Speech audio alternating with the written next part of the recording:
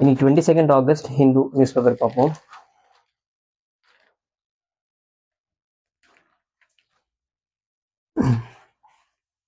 First page வந்து பார்த்தோம்னா இந்த கவர்னர் பில் வந்து கவர்னர் வந்து ஸ்டேட் பில்லை ரிசர்வ் பண்ணி வச்சிருக்காரு பிரசிடென்ட் அசன்ட்டுக்காக ஆர்டிகல் 200 கீழே. இப்போ அதில் நிறைய டாபிக் போயிட்டு இருக்கு.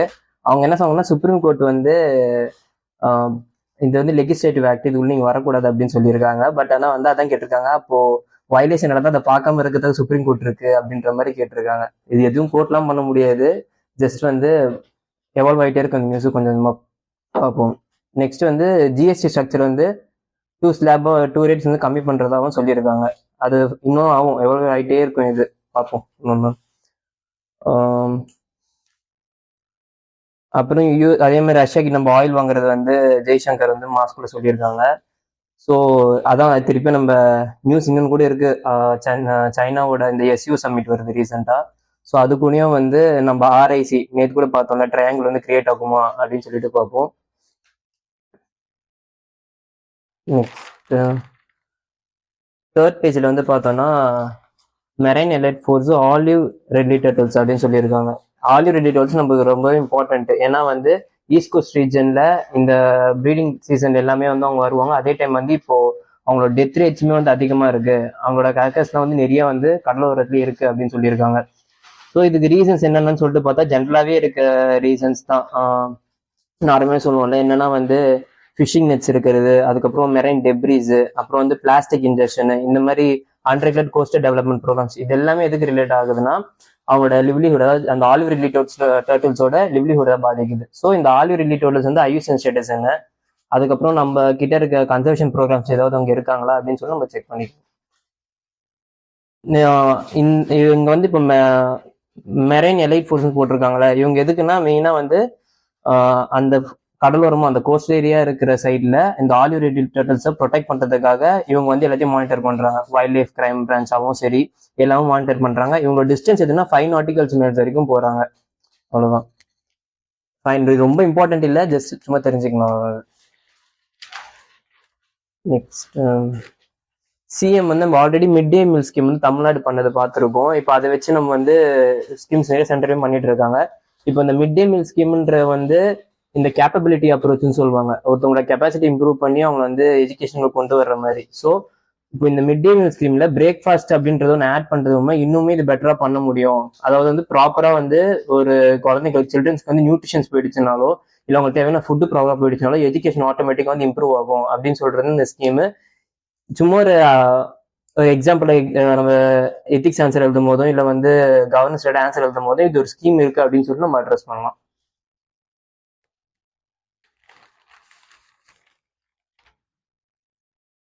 அதே 2 days முன்னாடி வந்த நியூஸ் தான், Kerala India's first fully digital literate state அப்படின்னு சொல்லியிருக்காங்க. அது என்னன்னா டிஜி கேரளா ப்ராஜெக்ட் கீழே வந்து பண்ணியிருக்காங்க. இங்க இருக்க அதாவது பாப்புலேஷன் இருக்கு, இதை 90% மேல இருக்க எல்லாருக்குமே வந்து டிஜிட்டல் அவேர்னஸ் இருக்கு அப்படின்றத வந்து சொல்றாங்க. ரொம்ப பெரிய நியூஸ் இல்லை, எக்ஸாம்பிள் தான். போலாவரம் ப்ராஜெக்ட். நெக்ஸ்ட் இந்த போலாவரம் ப்ராஜெக்ட் இருக்குல்ல, இது ரொம்ப இம்பார்ட்டன்ட். ஏன்னா வந்து ரொம்ப வருஷமா நியூஸ்ல இருந்துட்டு இருக்க விஷயம் அது. அதாவது பேஜ் 7ல கீழே இருக்கு, ஓகேங்களா. இந்த போலாவரம் ப்ராஜெக்ட்ல இன்னொரு இம்பார்ட்டன்ட் விஷயம்னு சொல்லிட்டு பார்த்தோம்னா, இது கோதாவரி ரிவர்ல இருக்கு, ஆந்திர பிரதேஷ் பண்றாங்க. இப்போ ஆந்திர பிரதேஷ் பண்றதுனால இப்போ உங்க டேம் கன்ஸ்ட்ரக்ஷன் பிளஸ் வந்து எனர்ஜி ரெண்டுமே வந்து பண்றதுதான் பிளான் இருக்கு, ஓகேங்களா. ஸோ இப்போ பண்றதுனால என்னன்னா, ஒன்னு அங்க இருக்க ஒடிசால இருக்க ட்ரைபிள்ஸ் அஃபெக்ட் ஆகுறாங்க. ஆந்திர பிரதேஷ் பண்ற ப்ராஜெக்ட் ஒடிசா அஃபெக்ட் ஆகுது. அங்க இருக்க ட்ரைபிள்ஸ், அதாவது வந்து டெவலப்மெண்ட் வெர்சஸ் டிஸ்பிளேஸ்மெண்ட்ன்ற ஒரு எத்திக்கல் டைலமா வந்து வந்துடும் நம்ம. ஸோ இது எவால்வ் ஆகும். இவங்க என்ன சொல்லியிருக்காங்கன்னா, இப்போ வந்து ரீஹாபிலிட்டேஷனும் சேர்த்து பண்ணணும் இந்த ப்ரோக்ராம்ல அப்படின்றத வந்து இன்ட்ரெஸ்ட் பண்ணி பேசியிருக்காங்க இந்த நியூஸ்ல.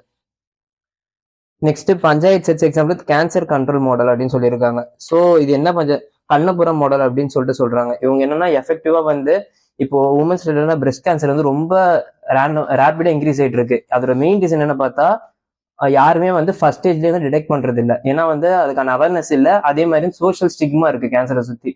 ஸோ இதை வந்து கவுண்டர் பண்றதுக்காக கேரளால இருக்க ஒரு பஞ்சாயத்து வந்து இந்த மாதிரி வந்து உமன் சென்ட்ரிக்கா இந்த குடும்பஸ்ரீ ஸ்கீம்னு ஒன்று பார்த்துருக்கோம், செல்ஃப் ஹெல்ப் குரூப் வச்சு. ஸோ அந்த ஸ்கீம் மூலியமா எல்லாருமே வந்து உள்ள கொண்டு வந்து எல்லாருக்கும் அவேர்னஸ் கிரியேட் பண்ணி அவங்களை வந்து ஸ்கிரீனிங் டெஸ்ட் எல்லாம் பண்ணி அவங்க ஒரு ஜென்ரலா அவேர்னஸும் பிளஸ் வந்து அந்த கேன்சர் கண்ட்ரோலுக்கும் வந்து ஒரு பெரிய எஃபெக்டிவா இந்த மெத்தட் இருந்திருக்கு. நெக்ஸ்ட் நியூஸ் பார்த்தோம்னா பேஜ் 8ல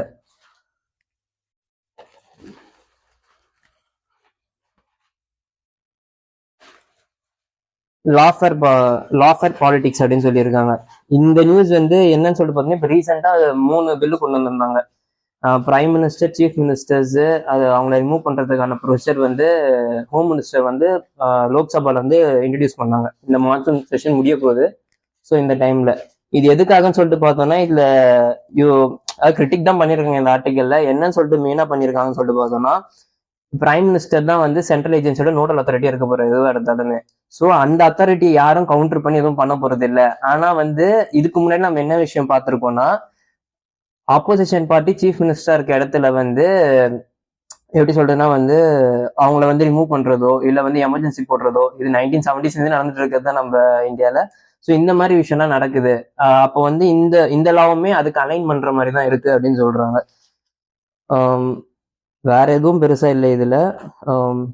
அதாவது என்ன சொல்றாங்கன்னா, கரப்ஷன் நீங்க ப்ராபிட்டி கொண்டு வரீங்க கவர்னன்ஸ்ல, பட் ஆனா ப்ராபிட்டி கொண்டு வர்றது வந்து எந்த வகையிலும் ஜஸ்டிஸ் அஃபெக்ட் பண்ணக்கூடாது. இப்போ பீப்புளான செலக்ட் பண்ணப்பட்ட ஒருத்தர் ரெப்ரஸன்டேட்டிவ் ஆஃப் பீப்புளை வந்து நீங்க ஒரு லா மூலியமா ரிமூவ் பண்ணிட்டோ இல்ல வந்து உங்க டிலேடு ட்ரையல் ப்ராசஸ் மூலியமா அவங்க போஸ்டிங்ல இருந்தே ரிமூவ் பண்றதுமே வந்து டெமோக்ரஸிக்குமே வந்து ரொம்ப டேஞ்சரஸா இருக்கும் அப்படின்னு சொல்றாங்க இந்த ஆர்டிகல்ல. Next, poll integrity and self sabotage parties and ECE. இப்போ இந்த விஷயம் என்னன்னு சொல்லிட்டு பார்த்தோம்னா, இப்போ எலெக்ஷன் கமிஷனு, எலக்ட்ரல் ரோல், இது ரெண்டுலாம் ரொம்ப நியூஸ் ஃப்ரீக்வெண்டா இருக்கே இருந்து. ஃபார் எக்ஸாம்பிள் வந்து ஃபர்ஸ்ட் நியூஸ் வந்து இந்த ஸ்பெஷல் இன்டென்சிவ் ரிவிஷன் பார்த்தோம் நம்ம, ஈஸி பண்ணுது. ஸோ இவங்க என்ன சொல்றாங்கன்னா, எலெக்ஷன் கமிஷன் வந்து எப்படிப்பட்ட பாடியா இருந்துச்சு, அதாவது வந்து வேர்ல்ட்ல லார்ஜஸ்ட் டெமோக்ரஸியா இருந்த இனிஷியல் டைம்ல 1950ஸ்லயே வந்து அவ்வளவு இன்க்ளூசிவா எலெக்ஷன் நடத்தினாங்க அப்படின்னு சொல்லி நம்ம ப்ரீவியஸா ஒரு ஆர்டிகல்ல பார்த்தோம். அதே மாதிரி இப்ப என்ன டிஎன் சேஷன் சொல்லிட்டு இருக்காங்களா, சீஃப் எலெக்ஷன் கமிஷனர், இவர் வந்து 1990ஸ்ல வந்து இன்னுமே வந்து பெட்டரா மால் ப்ராக்டிஸ் அட்ரஸ் பண்ணி மாடல் கோட் ஆஃப் கண்டக்ட் வந்து எஃபெக்டிவா இம்ப்ளிமெண்ட் பண்ணி இன்னுமே வந்து எப்படின்னா இன்னும் பெட்டரா வந்து கிரவுண்டட் ரியாலிட்டியில வந்து எலெக்ஷன் நடத்தி கரப்ஷன் ஃப்ரீ எலெக்ஷன் நடத்தி ஒரு இந்தியாலே வந்து அதாவது வேர்ல்ட் லெவல்லே வந்து நம்ம எலெக்ஷன் கமிஷன் ஆஃப் இந்தியா வந்து ஒன் ஆஃப் த பெஸ்ட் இன்ஸ்டிடியூஷன்ஸா வந்து என்கரேஜ் பண்ண டைம் தான் சொல்றாங்க. ஆனா இப்போ அதோட ரெப்யூட்டேஷன்ஸ் கம்மியாயிட்டே இருக்கு. அதுக்கு மெயினான ரீசன்ஸ் என்னன்னு சொல்லிட்டு பார்த்தோம்னா, ஃபர்ஸ்ட் நம்மளுக்கு இருக்கும்ல, எல்லாருமே வந்து field work local agency use பண்ணுவாங்க. ஆனா இப்போ டெக்னாலஜி வந்ததுல இருந்து லோக்கல் ஏஜென்சியோட அப்பியரன்ஸ் கம்மியாயிடுச்சு. இப்போ லோக்கல் ஏஜென்சி இருந்தாங்கன்னா அந்த வீட்டுல யார் இருக்காங்க எல்லாருமே வந்து டீடைல்ஸ் வந்து ரெகுலரா அப்டேட் ஆகிட்டே இருக்கும். இப்போ டெக்னாலஜி வந்ததுனால போன் மூலமா அப்டேட் பண்ணதை தவிர வந்து லோக்கல் ஏஜென்சி போய் டைரக்டா யாரும் வந்து இன்ஃபர்மேஷன் கலெக்ட் பண்றது இல்லை. ஸோ அதனால என்னன்னா அந்த மிஸ் மேட்சஸ் நீட்டே கிரியேட் ஆகுது. இப்போ நெக்ஸ்ட் வந்து இசி வந்து பூத் லெவல் ஏஜென்ட் சொல்லிட்டு ஒருத்தவங்க வச்சிருந்தாங்க. இவங்க யாருன்னா ஒரு பார்ட்டிக்குள்ள இருக்க ஒரு ஏஜென்ட், அந்த பூத்ல இருக்க ஓட் போட வராங்களே, சம்டைம்ஸ் அவங்க ப்ரேயர் வந்து மிஸ் மேட்ச் ஆகும், சம்டைம்ஸ் வந்து சின்ன சின்ன இஷ்யூஸ் இருக்கும், வேற பூத்தா இருக்கும் இல்லைன்னா இந்த மாதிரி சின்ன இஷ்யூஸ் தான் இருக்கும். இவங்க போயிட்டு அதை யார்கிட்ட சொல்லுவாங்கன்னா வந்து எலக்ட்ரல் ரிட்டர்னிங் ஆஃபீஸர் கிட்ட சொல்லுவாங்க. இந்த ரிட்டர்னிங் ஆஃபீஸர் என்ன பண்ணுவாங்கன்னா அந்த டேட்டாஸ் எல்லாம் கரெக்டான்னு சொல்லிட்டு செக் பண்ணிட்டு அவங்களுக்கு வந்து ஓட் பண்ணலாமா அப்படின்னு சொல்லிட்டு அவங்களுக்கு அப்ரூவ் கொடுப்பாங்க. ஓகேங்களா? ஸோ இது பண்றதுமே என்ன ஆயிடுச்சுன்னா, ஒரு ஸ்டேஜ்ல வந்து ஒரு சில எலெக்ஷன்ஸ்ல இவங்க அதிகமாகவும் வந்து பண்றதாகவும், அதாவது வந்து இந்த பூத் ஏஜென்ட்ஸ்க்கு வந்து அதிக பவர் இருக்கிறதாவும் எலக்ட்ரல் ஆஃபீஸர் அண்டர்மைன் பண்ணவும் நிறைய இஷ்யூஸ் நடக்கிறதா சொல்றாங்க. இப்போ இதுல இருந்து என்ன தெரியுதுன்னா வந்து நம்ம கிரவுண்ட் ரியாலிட்டிலுமே வந்து எந்த அளவுனா வந்து இப்போ இந்த விஷயம் இருந்ததுமே எப்படின்னா ஃப்ராட்லன்ட் செக்ஸ், அதாவது வந்து இப்போ 10 அப்ளிகேஷன் தான் ஒரு நாளைக்கு அப்ரூவ் பண்ண முடியுமா ஒரு பூத் ஏஜென்ட்னால, ஐ மீன் வந்து ஒரு எலக்ட்ரல் ஆஃபீஸர்னால, ரிட்டர்னிங் ஆஃபீஸர்னால.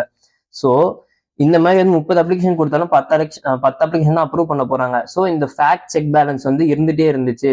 ஆனா இப்போ எப்போ வந்து டிஜிட்டல் டெக்னாலஜி மூலியமா வந்து அஜெண்டா ஸ்ப்ரெட் பண்ண ஆரம்பிச்சோமோ, லோக்கல் இம்பார்ட்டன்ஸை விட்டோமோ, அப்போதுல இருந்து வந்து அங்க வந்து அந்த எலெக்ஷன் கமிஷன் அத்தாரிட்டியோட அந்த ரெஸ்பெக்ட் பீப்புளுக்கு மேல எலெக்ஷன் கமிஷனர் இருக்க ட்ரஸ்ட்டும் வந்து குறைஞ்சிட்டே வருது அப்படின்னு சொல்றாங்க.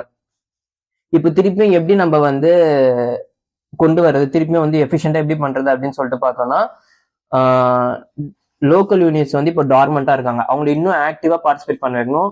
அதான் ஹவுஸ் டு ஹவுஸ் கேம்பெயின், வீட்டுக்கு போயிட்டு அவங்க கிட்ட அவேர்னஸ் கிரியேட் பண்றது எல்லாமே இருந்தா தான் வந்து எஃபெக்டிவா கொண்டு வர முடியும். ஃபார் எக்ஸாம்பிள் இன்னைக்கு நிறைய கேரளாவே எக்ஸாம்பிளா இருக்கு. ஸோ இந்த வாட்டியும் கேரளா என்ன பண்ணிருக்காங்கன்னா வந்து இந்த மாதிரி டபுள் கவுண்ட்ஸ் இந்த மாதிரி இஷ்யூலாம் வருது, டூப்ளிகேட்ஸ் இந்த மாதிரி இஷ்யூலாம் வருது. ஸோ இதை கவுண்டர் பண்றதுக்கு வந்து கேரளா வந்து கிரவுண்டட் சர்வே எடுத்திருக்காங்க. அதாவது யாருன்னா வந்து லோக்கல் அந்த பூல் ஏஜென்ட் போல் இன்டெகிரிட்டி ஏஜென்ட்ஸும் சரி, போல் ஏஜென்ட்ஸும் சரி, அதுக்கப்புறம் வந்து ஆம், அந்த பார்ட்டியோட கிரவுண்ட் ஒர்க்கர்ஸும் சரி, நேரா போய் ஒரு ஒரு ஃபேமிலியுமே என்கொயரி பண்ணி யார் யாரெல்லாம் இருக்கீங்க அப்படின்னு சொல்லி கம்ப்ளீட்டா விசாரிச்சு பண்ணியிருக்காங்க. ஸோ இது ஒரு எக்ஸாம்பிளா எடுத்து நம்மளும் பண்ணலாம் அப்படின்னு சொல்றாங்க.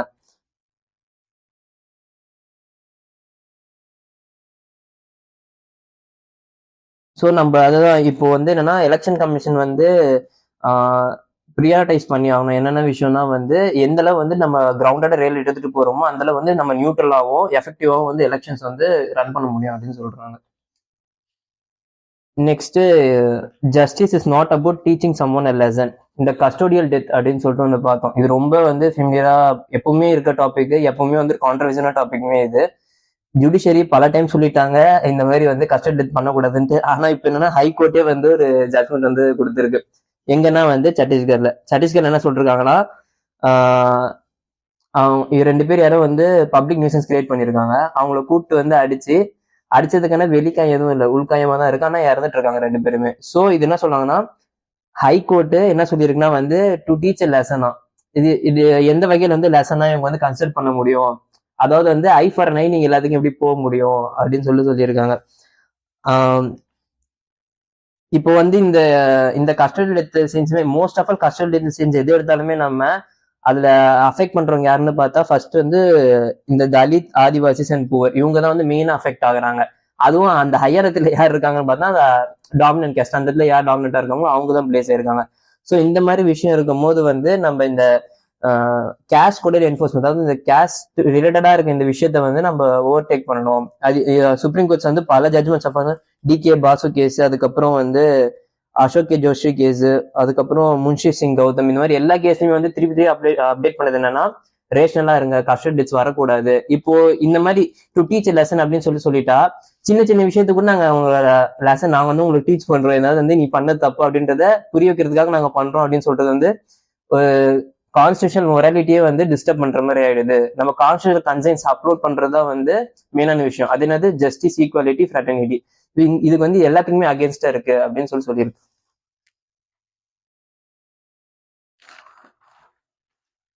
நெக்ஸ்ட் வந்து பேஜ் 9ல எதுவும் இல்லை, பேஜ் 10ல வந்து அதான் சொல்லியிருக்காங்க. இப்போ வந்து எஸ்இஓ சப்மிட் பத்தி பார்த்தோம்னா ஃபர்ஸ்ட் பேஜே சொன்னேன்.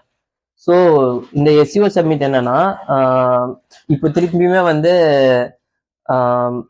சைனா, ரஷ்யா, இந்தியா வந்து ஒரு இப்போ எஸ்இஓ வந்து என்னன்னு சொல்லிட்டு பார்த்தோம்னா மெயினாக பாகிஸ்தான் இந்த ரீஜன்ஸ் தான் இருப்பாங்க. ஸோ நம்மளுக்கு என்னன்னா ஒரு ஹோல்டு கிடைக்கும். யூஎஸ் வந்து ரொம்ப டாமினண்டா பிளே பண்ணிட்டே இருக்காங்க. ஃபார் எக்ஸாம்பிள் இப்போ வந்து இந்தியாவோட டேரிஃப் வந்து 50% எடுத்துட்டாங்க இப்போ. ஸோ 50% எடுத்தாங்கன்னா நம்ம நார்மலா வந்து காம்படிட் பண்றக்கூடிய ரேட்டே வந்து சின்னதாக தான் இருக்கும். ஃபார் எக்ஸாம்பிள் யூஎஸ்ல ஒரு விஷயம் வந்து 120 rupees கிடைக்குதுன்னா நம்ம 100 rupees எக்ஸ்போர்ட் பண்ணும் போது தான் நமக்கு கம்மியா இருக்கும். இதுவே வந்து அவங்க டேரிஃப் 50% போட்டு அதை வந்து 150 கொடுத்துட்டாங்கன்னா அப்போ நம்ம அங்க போய் நம்ம வந்து காம்படிஷனே பண்ண முடியாது. ஸோ அது ஈஸியா என்ன ஆகும்னா நம்ம வந்து மார்க்கெட் வந்து எவாய்ட் ஆக ஆரம்பிச்சிடும் அங்க இருந்து.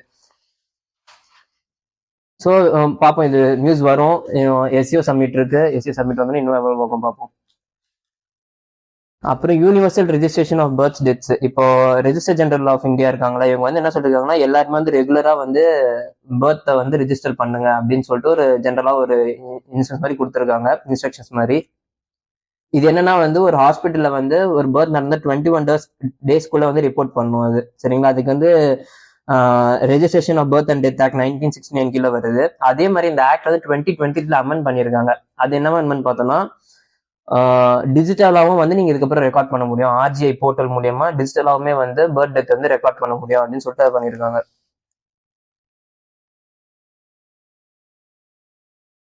ஸோ திருப்பியும் ஒரு இஷ்யூ தான், ஓட் வேல்யூ டைல்யூஷன் அப்படின்னு சொல்லிட்டு கீழே சின்ன ஆர்டிக்கலும் பெருசா இம்பார்ட்டன்ட் இல்லை, பார்ப்போம் அது. ஓகேங்களா. நெக்ஸ்ட் காயாஜி அப்படின்னு சொல்லிட்டு ஒரு இடம், அதாவது என்னன்னா எங்க பேஜ் நம்பர் 11ல இருக்கு. இங்க வந்து பார்த்தீங்கன்னா பிரிட்ஜ் ஒன்று புதுசா வந்து கன்ஸ்ட்ரக்ட் பண்ணிருக்காங்க. பீகார்ல இருக்கு, கங்கா ரிவர் இருக்குல்ல, கங்காக்கு மேலேயே வந்து பண்ணியிருக்காங்க. அது எங்கன்னா பாட்னா டு பெங்குசாரை அப்படின்னு சொல்லிட்டு 2 பிளேஸ் வந்து கனெக்ட் பண்ணுது. பெருசா இல்ல, ஜி வந்து ஓபன் பண்ணி வைக்கிறாங்க. ஸோ சும்மா லைட்டா பாத்துக்கலாம். அது தௌசண்ட்ஸ் ஆஃப் க்ரோஸ் கிட்ட இன்வெஸ்ட் பண்ணி பண்ணியிருக்கிறதா அப்படின்னு சொல்லியிருக்காங்க. எந்த அளவுன்னு தெரியல, பார்ப்போம் அது பிரிட்ஜ் இனாகிரேஷனுக்கு அப்புறம்.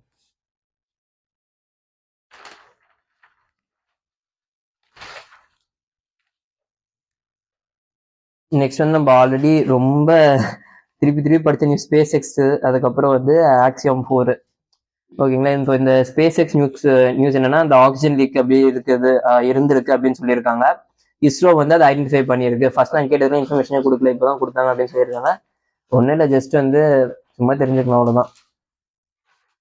அப்புறம் வந்து நைட்ரஜன் கேஸ் லீக் திருப்பியும் ஒரு டிசாஸ்டர் மேனேஜ்மெண்ட். நம்ம போபால் கேஸ் ட்ராஜடி பார்த்துட்டோம். இப்போ ரீசெண்டாகவும் நிறைய மத்திய பிரதேஷ் ஒரு கேஸ் ட்ராஜடி நடந்துச்சு. ஏகப்பட்ட திருப்பி திருப்பி இன்சிடென்ட் நடந்துட்டே இருக்கு. ஸோ நம்மளுக்கு அதுக்கு இருக்க ப்ரொவிஷன்ஸ் என்ன, நேஷனல் டிசாஸ்டர் மேனேஜ்மெண்ட் அத்தாரிட்டி அந்த ஆக்ட் கீழே இருக்க ப்ரொவிஷன்ஸ்லாம் என்ன, இது வந்து இப்படி உங்களுக்கு ரீஹாபிலிட்டேஷன் ஏதாவது ப்ரோக்ராம்ஸ் இருக்கா விக்டிம்ஸ்க்கு, இல்லை வந்து அஃபெக்ட் ஆனவங்களுக்கு காம்பன்சேஷன் தான் இருக்கான்னு சொல்லி டேட்டா பார்த்துக்கலாம்.